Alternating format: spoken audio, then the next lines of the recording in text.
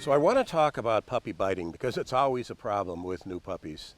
And for people that have never owned a puppy before and have never been puppy breeders, and I did it for 35 years, and I bred dogs for police service work and Schutzen work, IPO work, biting dog sports.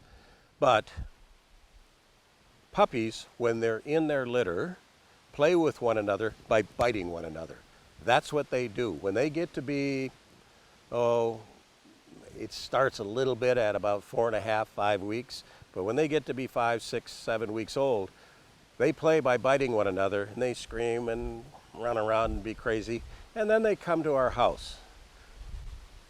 When a puppy comes home, you then become their extended litter.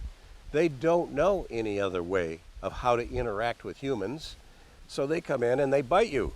This is not out of aggression. It is 100% not aggression. To them, it's play. It's how they've interacted their entire life. It's the only thing they know. In the old days, we used to grab them and shake them, say, "No, stop that." Well, that's not fair. That's really unfair. And it can set your relationship back a decade with your dog. Well, maybe not a decade, but it can create problems with you and your puppy, because then you become kind of like, oh, I don't know if I want to really even be around him. We do it differently today. Today, when they're biting, we're already set. We have our bait bag on. We have it filled with high-value food rewards. When they start to bite, we lure them off the bite by offering them the high-value food reward, or we can have a soft toy that the puppy likes, shake it next to him, he leaves, and we play over here. When we lure them off, too, we don't just give them one piece of food. We give them 2, 3, 4, 5 pieces of food. And during this process of 4 or 5 pieces of food, they forgot about biting you. This is more interesting for them over there. And that's our long-term goal, for them to learn that it's more interesting to play the games with us than it is to bite us. And how diligent you are in doing that will depend upon how long it takes to stop them from biting. Now, I just had a friend of mine, actually yesterday, who has a young puppy, and we've been talking about how to do all this, and she wrote and she says, "I just don't know. My puppy," and she has a really cool puppy, "my puppy, I just can't stop it from biting." And I said, "Well, what are you doing?"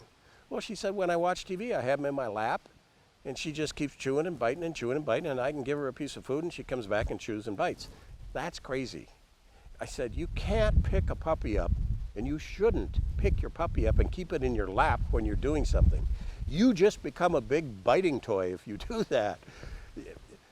Put your puppy on the ground. Leave it on the ground. Have it on a leash in the house. 100% of the time, have it on a leash in the house. How can they bite you? The most they're going to get your pant leg, and then you're going to have your bait bag there and your toy there, and you're going to play with that. Toss it over here. But set yourself up for success, and you should be okay with the biting part. For us, it's second nature for us to redirect our dogs away from us. I will say this too, in the back of your mind, remember this. If you have your dog out in the house and it continues to bite and you try and redirect it and it's full of energy and it's just being crazy, if it's bugging you, don't get mad. Pick your puppy up, put it in the X-Pen, give it a bone to chew on. Give it one of the topple toys with some frozen food in it to chew on. Redirect the puppy away from you, but don't get mad and don't shake it. That's just going to create problems in your relationship with your puppy.